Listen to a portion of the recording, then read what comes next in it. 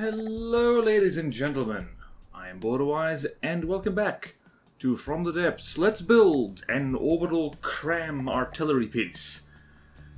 And I am loving the way this build is going. I know I said that last time and probably the time before that, but I am loving it. I'm loving it so much, in fact, that I'm seeing what I can get away with, just experimenting as we go. And first thing we're doing here is expanding the ammo compartment, because I'm thinking, we might very well need some missiles and stuff like that. Definitely countermeasures. And a lot of this video is just me testing things out, saying like, okay, what works with this build? What works well with this particular shape? It's humid, that's my excuse. Can't brain well. Anyway, what works well with this craft, the way it's shaped, the way it moves, etc., etc.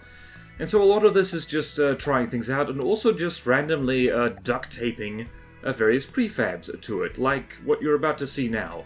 This is a self-contained little 1Q laser pod that I made ages ago, and randomly decided, you know what, now is the time for it. Now is the time we are going to use these things, because I didn't feel like finagling around inside the craft, and I'm not particularly fussed if these laser pods get damaged or shot off.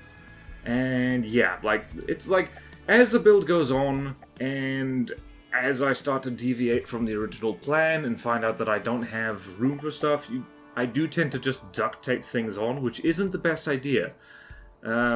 Really should plan builds out ahead of time, like with the complete systems. I tend to kind of plan ahead a little bit, and then I just kind of wing it from there. So if you are building your own Doom satellite at home, perhaps don't do what I'm doing. If you want lasers and crams, just build all the lasers and crams first, then build the thing around it. What I'm doing here is very lazy and very naughty, but it still kind of works out in the end. In this case, what we're going for is redundancy. Also, having lasers, because as it turns out, once this thing is up in the air and is not burning power in order to gain altitude, it doesn't actually use that much power, or at the very least, it doesn't use all the power that it has. So it means you can get fancy with lasers and stuff like that. Definitely needing a second AI for the lasers, because lasers and crams really do not aim the same way. Lasers are hit scan and crams are very much not hit scan. And so yeah, also you'll notice that earlier I was setting the trackers on the laser pods to also be controlled by the same AI that controls the laser. That is because it's very handy just to have, at the very least, the trackers of your secondary weapons, coordinated with your secondary weapons. Works quite well. And, yeah, so that cram shot is not going to do anything, but the lasers are actually doing okay. So this was just a little test, proof of concept, and I haven't even tweaked the, I forget when I do it, but I don't do it immediately. It's just tweaking the detection settings for the lasers to actually, aim properly. And right here I'm thinking, these things really don't have much of a firing arc. I need to improve that. So lasers are weird in that regard. There is a limit to how much steering optics can do for you in terms of improving the range of fire, which pretty much means that two-axis lasers are generally the way to go. These fixed hull things, not super smart, to be perfectly honest with you. In fact, I probably would, this whole setup I'm doing right now is really, it's just to make sure that if it has fast things flying underneath it, it can do something about it and not rely entirely on the cram, which we'll miss. But if anything is not below this thing, it's going to be a problem. Which isn't a complete disaster. Like, you shouldn't be using stuff orientated like this against stuff that's able to match its altitude anyway. But yeah, like a more versatile weapons platform would just probably not just I can't talk right now. It's too sticky. It's not just putting the lasers on turrets, but it probably would be putting the CRAM itself on a turret as well. You can put a CRAM this big on a turret. It is possible. I've done it. It's hilarious. And right now, this is me just remembering that I'm meant to shout out Patreon supporters randomly, and I usually do that with the mainframe names. And so that's me checking, who has not been shouted out? Who has been very good, and who deserves to be mentioned randomly, or not so randomly. I need to set new Patreon rewards because I'm a bad boy. I don't keep up with them. Okay, but there we go. We've got awesome names for our brains. Brains. Technically, these brains were named after a brain because you are your brain. I wasn't paying attention. Did I fix the... Nope, I haven't done that yet. Although it's amazing, lasers can still occasionally hit things even if they've got entirely the wrong detection settings. And this is just missing. Is it doing the thing? It's missing a lot. I know what that means.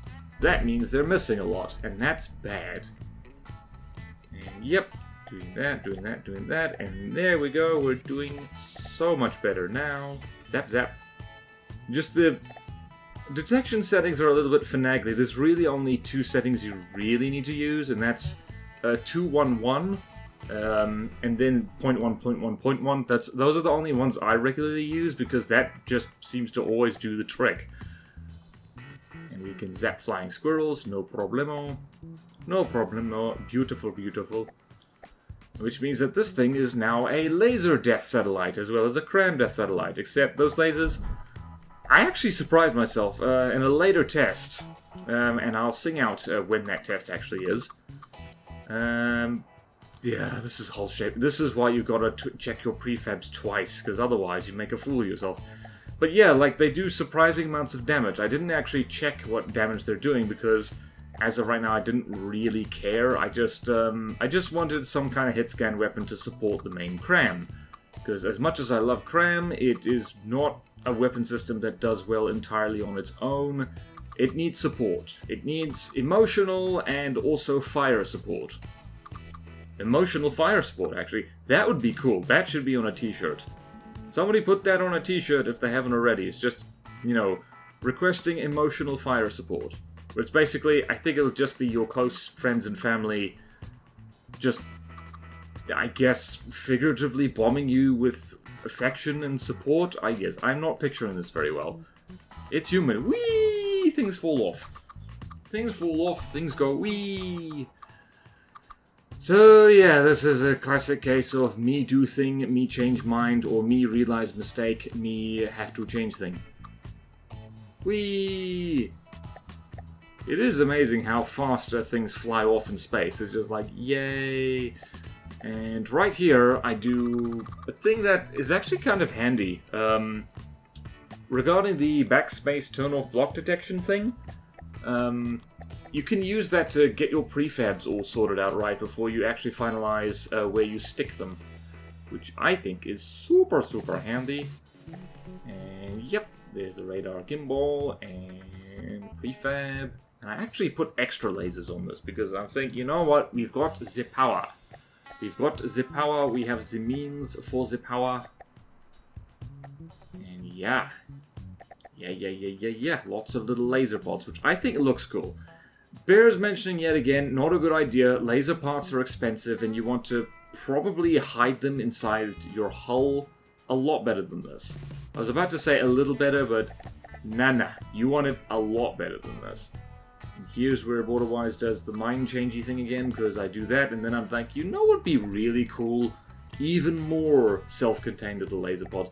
I don't know what it is with me and self-contained lasers, I just like it.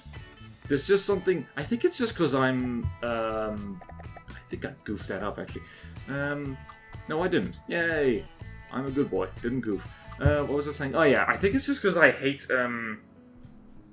just spreading transmitters out through the craft. I like things to be close to where they're supposed to be. That didn't actually make any sense. But yeah, like, don't do what I do. Transmitters exist for very good reason. And there we have extra trackers for the lasers. It's all very, very nice. Very, very nice indeed. This thing actually, despite the amount of armor I've put on it, is probably not very durable. It ends up just being kind of, you know, relying on speed and just changing direction fast. And yep, it's those are 4 reasonably, not very strong.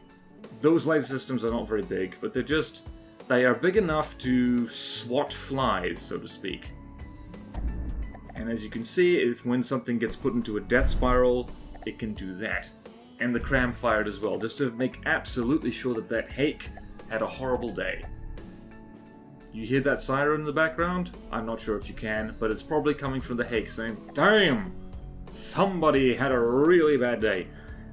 And right here, this is where we start mucking around with countermeasures, and I muck around with this for quite some time. Because I don't do math, I just do things and see if they work, and if they don't, I do it again, but more and harder. Which I guess is a valid way of doing science. So, first thing I do, I try and be cute. And you shouldn't try and be cute.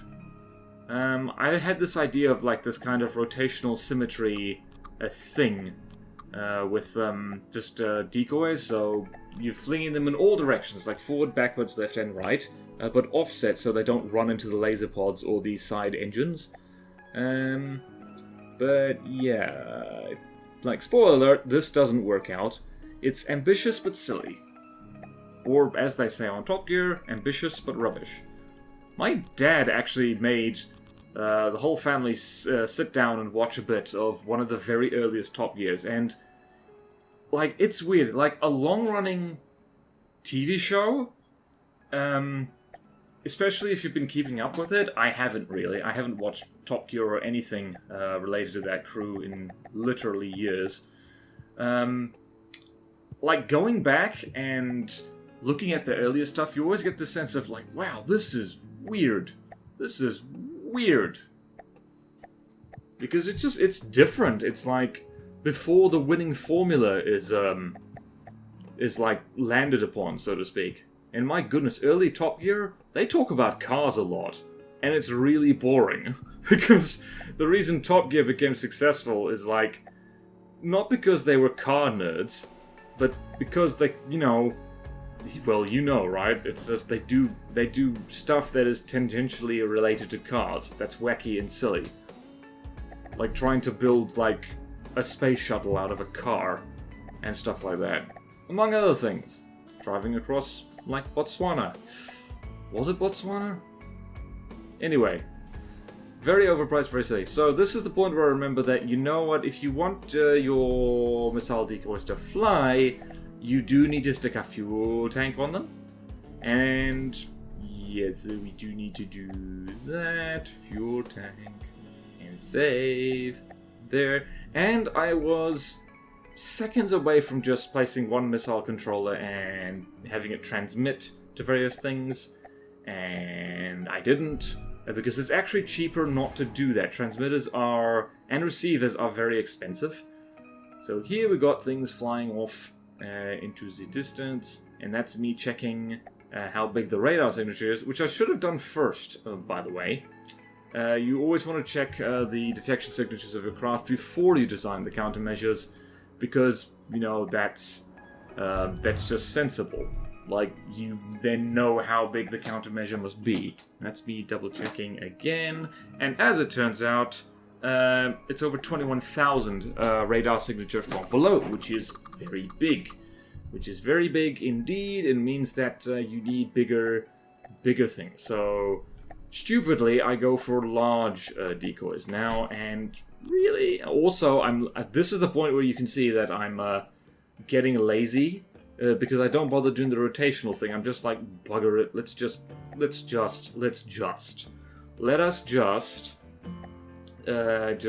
get these countermeasures on and built and stuff. And just double checking there, make sure it is big enough. I really don't prefab a lot of missiles. Like, it's interesting. Missiles are just easy to build, so you don't really need to.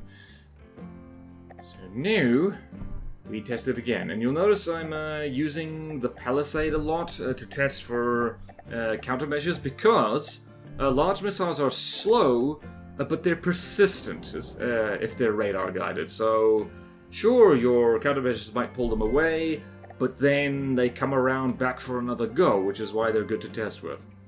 Also with, I really actually should have tested against the friggin', what's it called? The Hornet's Nest. Because I think some Sea-Whiz of some kind would be a good idea here. And it'd be pretty easy to... I'm already committed to the whole pods thing. Actually, that's an idea. Future me, remember to put Sea-Whiz on this thing, because you have nothing to lose. Nothing to lose at all. Except time and your life. But what were you using that for anyway? You were playing From the Depths. Play more From the Depths. Do it. Do it now. Also, this is the point where I remember that it's a damn miracle that these flares are firing at all, because they happen to have passive radars on them. Because there were no munition warners. Silly, silly, silly me. And so now I'm just sticking them in places which are hopefully not too terrible for aerodynamics, even though we're in space. You'll notice this thing isn't going particularly fast. That's because there's a lot of drag. That's another reason not to just slap bits and pieces onto your attack satellites, is because even in space, there is drag. Because if there was no drag, that would be a problem. It would basically just mean that you could reach infinite speeds really easily, and you'd never be able to stop.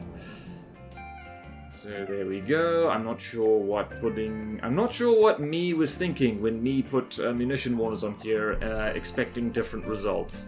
Do you know what the definition of insanity is? It's doing the same thing over and over and expecting different results. So this is the point where I'm like, you know what, bugger it. Countermeasures aren't going to work. This thing's radar signature is too damn big, and we don't really have the engine power to spare to have radar decoys on it. So instead we're going to spam missile interceptors, and we're going to see what happens, because that's fun. And classy way to do this is just stick it in, well, the arms. That's like, I'm proud of this bit. It's like, okay, so there's arms in here. That's nice. That's nice. That's nice and dandy. I'm trying to remember now. Ooh.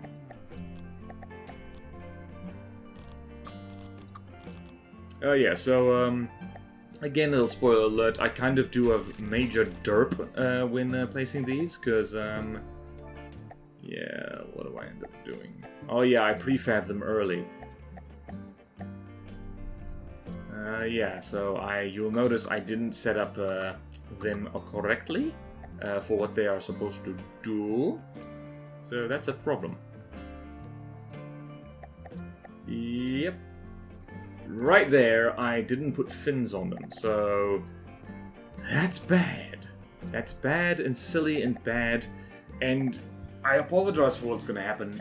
Next, you're going to see me just kind of stupidly looking at these missiles which aren't steering, wondering what is going on. Is this a bug report? Should I file a bug report for this? And the answer is, yeah, you see, I'm looking at that thinking, what the heck is going on? What? And it doesn't occur to me to check the damn missile. You see right here, it's just spamming small interceptors actually can work really well, provided you do it correctly. See, I look right at it. Because I was just looking for the APN. I was just checking if the APN was on there, for some dumb reason. And you'll be noticing that those missiles are getting very close, and that's bad. Also, you gotta love how stupid missile interceptors are sometimes. Yeah, oof, jeez. Somebody is a dum-dum.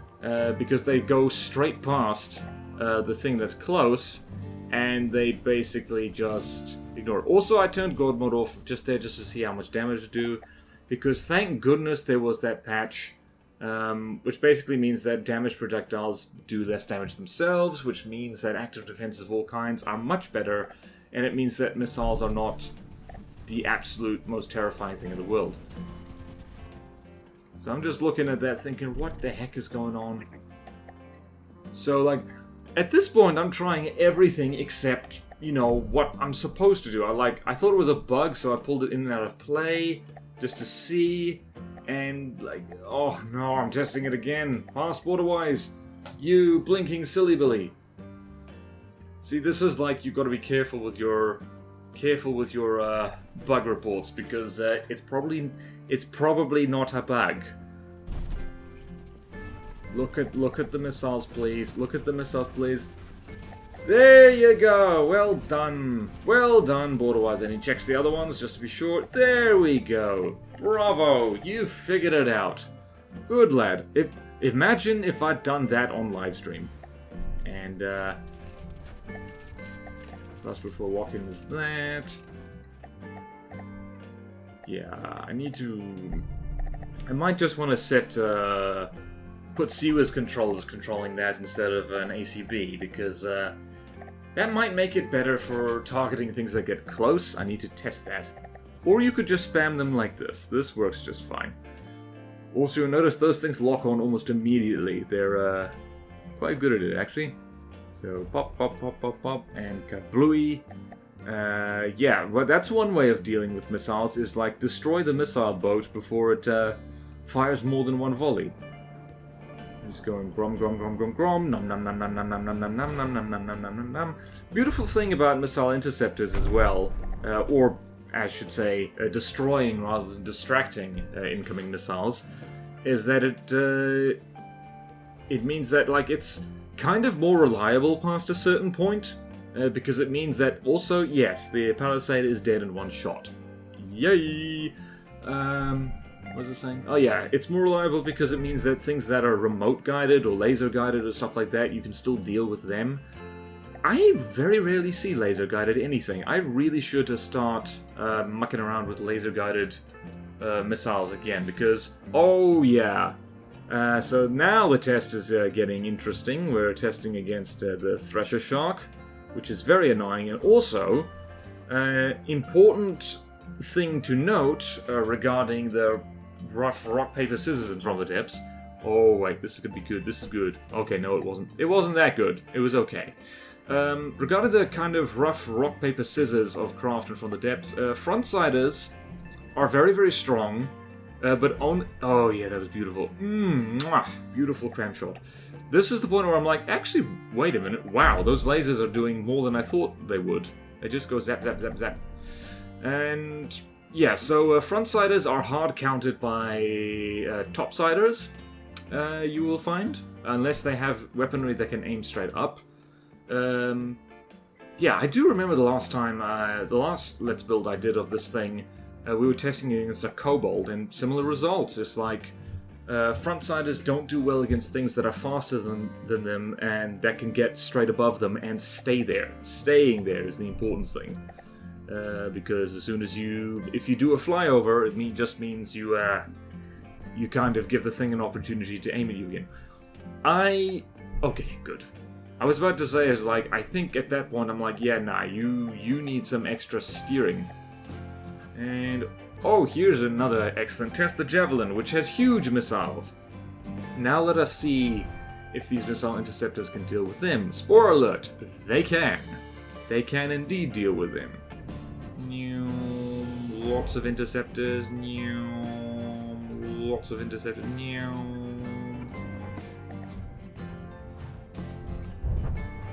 Still managed to do it. And I will never get tired of watching this CRAM cannon put massive holes in things. I will never tire of it. Never ever will I tire of it. There's and as you can see here, the Javelin is weird sometimes. It tends to, either it destroys its own, or maybe that was the, I don't know. Anyway, damaged, made things a lot easier. And kablooey. Hitting things from the top is very convenient. Also, my CRAM is better than yours. Ha ha ha. My CRAM actually hits you. Ha ha ha. Alright, so this is a fun thing. I keep forgetting that Steam Jets exist, because I don't hang out in the Steam section of the From the Depths build menu very often. But somebody did point out to me, I don't remember which episode it was, it might have been the last one, might have been a previous one, that Steam Jets are a thing, and they work in space, and they have a lot of thrust.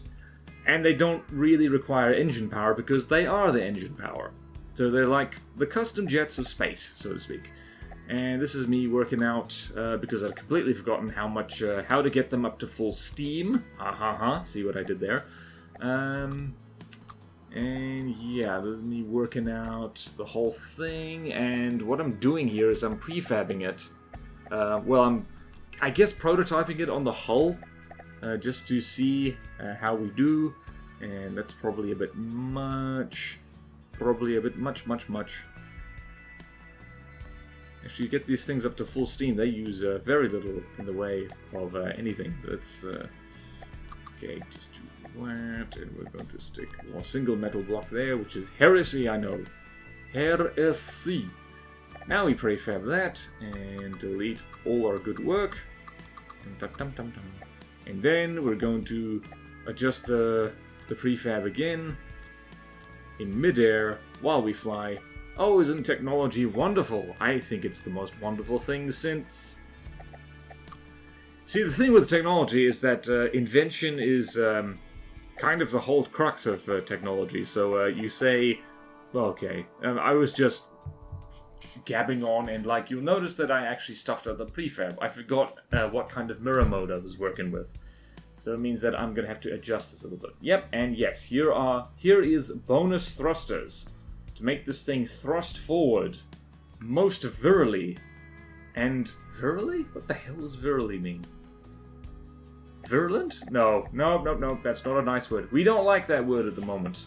Virulent is bad. And so yeah, like, give me a moment and like, you'll see I'm like, yay, this looks very well. Wait a minute. Also, yeah, a little bit of extra turning never hurt anybody, except if something's turning straight into you, and that's bad. Save the thing, gotta save the thing. And this is the point where I realize, like, oh, damn it, I muffed it. Mom, I done goofed. Please don't disown me, I forgot to put slopey things on me steam engines. Okay, she just yelled back, it's all good. She does not know what I'm talking about, and more importantly, she does not care. Which is great. So yeah, like I said earlier, I like the way this build is going. It's not perfect, but I think as far as first attack satellite goes, I guess thing that is more of a satellite than just a really high altitude bomber, I think it's going quite well. I think technically this is also one of the better, or the very best, CRAM bomber I've ever made. Even though it's really more like an orbiting gunship. Satellite gunship, which sounds like a great band name. And now we test against the Stronghold, because apparently I was feeling ballsy. And there's actually a good reason to test against the Stronghold. It has both large and huge missiles. It's also exactly the kind of target that this thing should be good at dealing with. And it's also got a big stinking lambs, which should reduce the damage of the, of the main CRAM shell. And it's also great for testing out speed, because this thing is running around at over 80 meters per second in space. And pop, there goes that missile. Perfect, and there goes it again.